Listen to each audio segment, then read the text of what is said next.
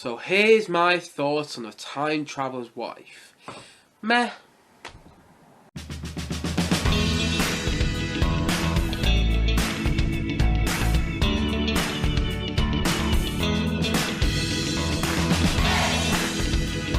The Time Traveler's Wife. So The Time Traveler's Wife is written for TV by Stephen Moffat and based on the story of Claire, played by Rose Leslie in the show, who is in love with this time traveler called Henry, played by Theo James in the show. And then basically, throughout this series, you see the complications that time traveling has on their relationship and their marriage. Whilst at the same time though, you also see the issues that time traveling has for Henry in the past, present, and in the future. And that's essentially the plot for The Time Traveler's Wife.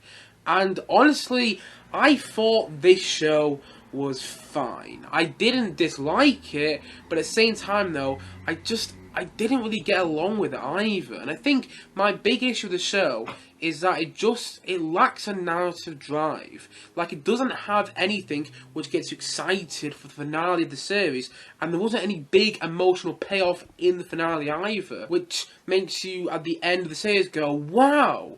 No, instead at the end of the series, I finished the finale and went, it was alright. Probably won't watch the next series because I wasn't that interested in it, but it was fine, nothing more, nothing less.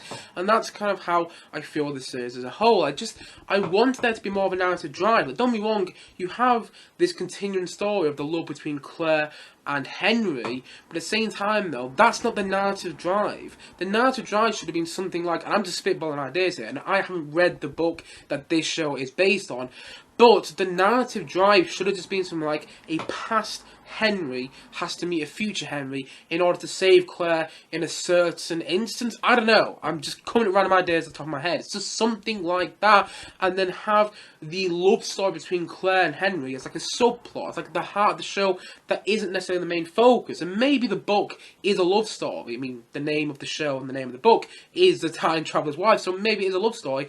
But I've just got to be honest, I want there to be more of a narrative drive of this series overall, because each episode feels like its own thing. Like the first episode, okay, learn about time travel. The second episode, okay, is more about like Henry's family. The third episode is more about what happens when you meet your soulmate at a young age, but then they don't know that you're soulmates yet. The fourth episode, Henry meets Claire's friends. The fifth episode, Henry meets, Claire's family. The sixth episode, okay, the wedding's taking place and Henry's time travel is all over the place. That's what each episode's about. And sometimes that works in the show's favour. I think episode 2, the episode where you find out about Henry's family, was a fantastic piece of television. I thought that was a fantastic episode, and the best episode of the series by a mile. And I also liked the first episode. I did think it was a bit messy, but had an interesting premise. Heck, it made me watch the rest of the series.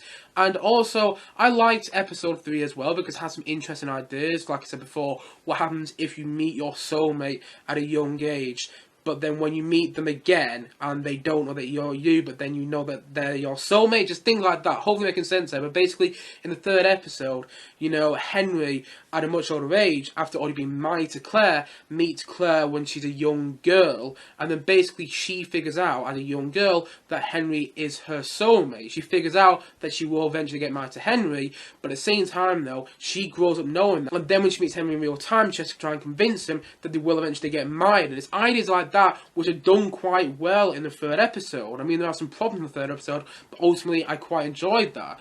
But then from my episode 4 onwards, it just kind of became like, I don't know. Sometimes it started with like an interesting premise, and then it would just go back into the whole love story between Claire and Henry, which is fine. I don't mind if the series focuses on that to a certain degree, but there's only so much you can do with that before it becomes tiresome, before it becomes boring. And I've used that phrase a lot on this channel recently. I've said the word boring a lot on this channel, but still, you get the point I'm trying to make. There's only so much you can do with that relationship before you just get bored of it, and that's the problem. There should have been a narrative drive going through all 6 episodes, which makes you go wow by the end. It makes that big emotional payoff just that bit better, but there's no big emotional payoff.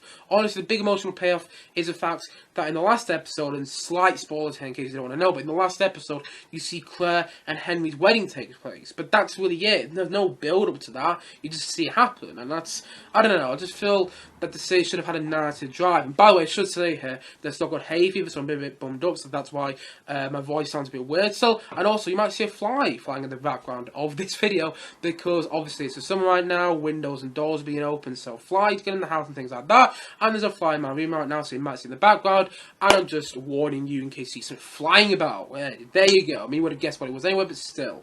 Nevertheless, there's a fly about in this room. But anyway, back to the review. Like I said before though, there were some good parts of the series. Like, I do think that episode 2 was great. I thought it touched on a really interesting idea. You know, what would happen if something happened in Henry's past, which was tragic. And because he's a time traveler, he always goes back to revisit it. And I really like that idea. Like, I'm not going to go over what happens in case you haven't seen the show, but that episode I thought was actually brilliant. I really like what they did with that episode. And also, I thought episode 1 was fun, had an interesting premise, had a fun premise. And also, I enjoyed episode 3 as well. And I do like the fact that all the different versions of Henry that we've seen, when we see Henry as a kid, we see Henry when he's 20, and we see Henry when he's 30, almost like, you know, different characters. The different Henrys at different points in his life almost are like different characters. I really like that. Even to the point that Henry when he's like 20 years old has long hair, then Henry when he's 30 years old has short hair. And I like the fact that there's a bit of differentiation between each version of Henry, which makes him feel like a different character. And I think that was a really interesting, you know, addition to the show. And also, I think the performance is absolutely fantastic. I think that Rose Leslie is brilliant in the show. I think she got better as the series went on. I believe in her character more. And also, I think Theo James was good from the start. I think he was great in the show. And I think the chemistry between them two got better as the series went on as well. Like, I believed in those two characters' relationships as the series went on. And also, I think the series is well made. I think it's well shot. I think the music score, or at least the main theme as well, the main theme of the show by Blake Neely, I think works really well and settles you in for the sort of show you're about to watch. And I do think there's a lot of perks in there. I don't think it's a bad show whatsoever. But at the same time, though, I don't know. I wanted there to be more of a narrative drive. But the writing in the series is good. Like I said before, I think the writing in episode 2 was fantastic. I've gone about episode 2 again. But honestly, that episode blew me away. That was like, wow, if you do more of that, I'm interested in the series. Unfortunately, it didn't do much more of that, but still, you get the point I'm trying to make. I think episode 2 was actually the peak of the show. But the writing in the series overall wasn't awful. I mean, in the end, it's written by Stephen Moffat. Stephen Moffat was a showrunner at Doctor Who during the Matt Smith and Peter Capaldi eras, and also he wrote some excellent episodes of Sherlock, and he wrote the BBC Dracula series back in like 2019, which I liked, you know, to a certain degree. I did think the last episode of that series was bad, but I enjoyed the first 2 episodes of the BBC Dracula series. But nevertheless, Stephen Moffat is a good writer. The thing is though, in this series he carries over many of the same ideas that he's already done in his past writing projects, his past TV projects, for the good and bad things. Like, let's talk about the good things to start off with. He carries over some of the ideas of, you know, like doomed love from Dracula, all these ideas of a man struggling through time from Doctor Who, and these ideas of like clever twists, which you get in things like Sherlock, things like that. I mean, you get clever twists in TV, no matter what, but in Sherlock, you get some really, really clever twists, in my opinion, and he carries over those sort of ideas into this show, and I think that's where his writing works the best, when he's borrowing ideas, but he doesn't feel like he's replicating ideas, which he's already done in his past TV projects. But at the same time, though, it does feel to a certain degree that he is replicating some of the ideas he's already done in past TV projects. Like in Doctor Who, you know, you've got the girl who waited, and you've got the man who's, you know, travelling through time but can't control the time he's travelling through. Honestly, if you said those ideas out loud, they could be allocated to Doctor Who or this show. And that's a problem, in my opinion. Like the girl who waited, Claire in the show, she waits and waits for Henry, a different version of Henry when she's going to meet him at a young age. That whole idea of the girl who waited, you know, Amy Pond in the Matt Smith era Doctor Who, Claire in this show, even to the point that both characters, Amy Pond and Claire in the show, are both redheads. I mean, the similarities are just glaringly obvious. And at the same time, they've got a man travelling through time, but he's struggling to control the time he travels through. In Doctor Who, it's the Doctor. In this series, it's, you know, Henry, Theo James' character.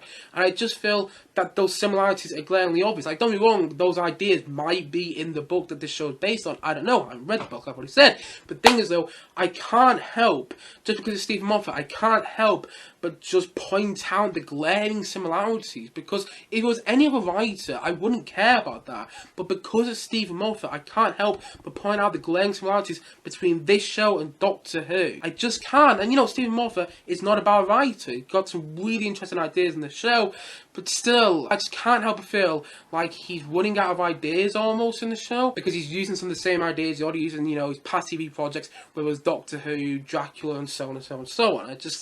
I don't know, I just think that was the best in my opinion. And at the same time though, the show does feel a bit American, which is a bit weird, as the show was written by a famous British writer. You know, Steve Moffat is a famous British writer. Look at Sherlock, look at Doctor Who, look at Dracula, you know, they were all produced by the BBC as far as I'm aware.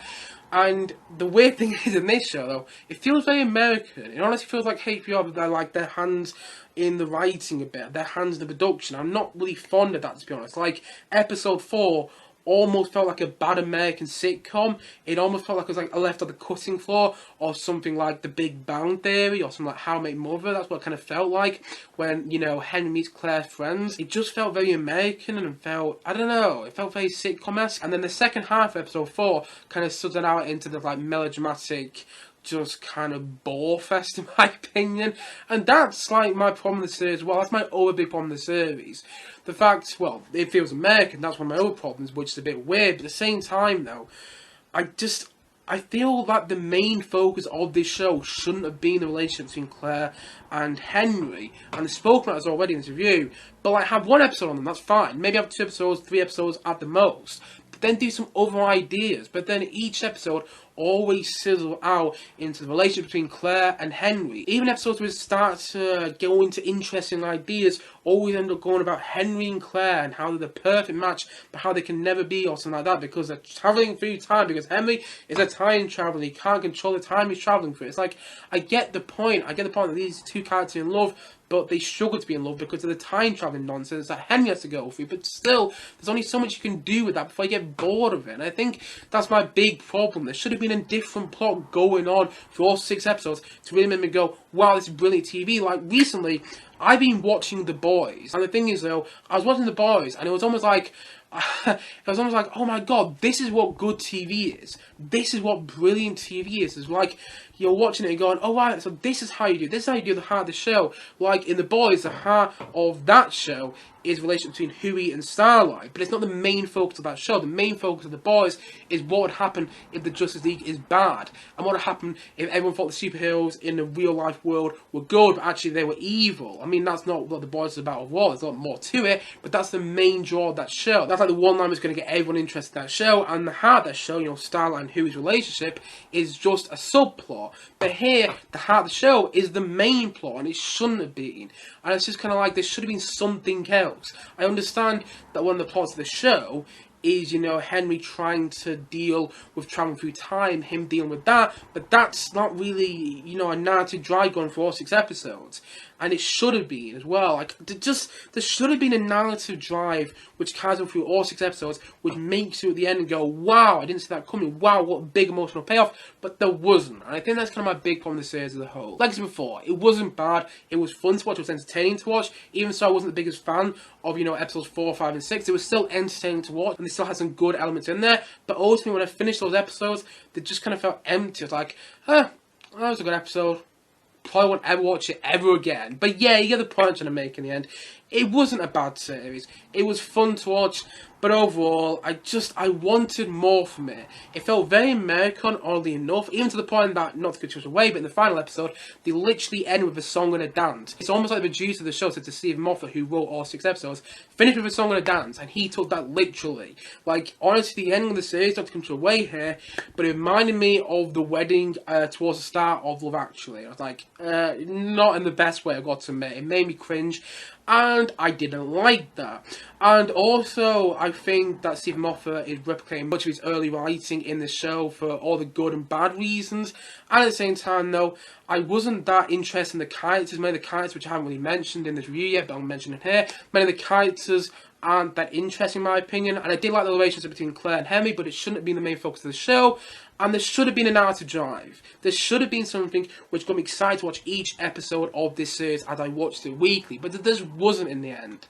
And I wish that there was. I wish I came out of the series when, what a brilliant piece of television like I have with The Boys recently.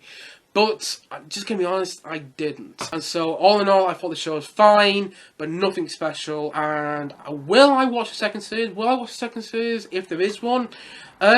Probably not. Which kind of tells you everything you need to know about my thoughts on this first series, it might be the only series, but this series of The Time Traveller's Wife. And so, all in all, I'm going to say that The Time Traveler's Wife, I'm going to say it's a 5.5 out of 10. Like I said before, this wasn't a bad show. If you want to give it a go, you might really like, if you want to give it a go, I'd still recommend it, because I watched this with my brother and my mum, and they ended up really enjoying it for the most part. So, do give it a go if you want to, because in the end, all film and TV is subjective. Just because I don't like something, I'm just a whining person who likes to complain about things quite a lot. Actually, I don't like complaining about things. But you get the point. Often enough I see where there's big plot holes in TV and things like that. So I complain a lot on this channel. So do take my opinion of a grain of salt, because I've been watching a lot of TV recently. Don't know if people know, I'm watching a lot of TV recently, and then you watch stuff like this and you kind of go, The Outlaws is better, The Boys is better, The Staircase, which I'm also watching right now, is better, and it's things like that which just make the show a bit lackluster for me. Like I said, I don't think it's bad, but the thing is, though, because I've been watching other TV recently, it's kind of ruined my enjoyment of the show. Like, I've been watching a show like The Boys, and that does have a narrative drive. I've been watching a show like The Staircase. I'm in the middle of watching that right now, but The Staircase is a narrative drive going on through all 10 episodes. But the thing is, though, this show doesn't. And also, it's only 6 episodes long. I don't understand 6-episode TV shows. Some are good, some are bad. And this is another instance of a bad 6-episode TV show. Make your shows longer. Make your series longer. Just do so. I don't understand the point of 6-episode TV shows. But nevertheless, overall, like I said before, I thought the show was fine. I thought it had some enjoyable elements. It was entertaining overall. And, there were some good parts in there, some interesting parts. I thought episode 2 was fantastic. Episode 1, good. Episode 3, pretty good as well. But then episode 4, 5, and 6 kind of lost me. And, yeah, I just wish I liked this show more. I really did. But all in all, I thought it was fine. And I wanted a bit more from it. I wanted there to be a narrative drive, and it just wasn't, which kind of ruined any enjoyment in the final episode for me overall. And so, all in all, I'm going to say that's The Time Traveler's Wife. I'm going to say that's a 5.5 out of 10 from me.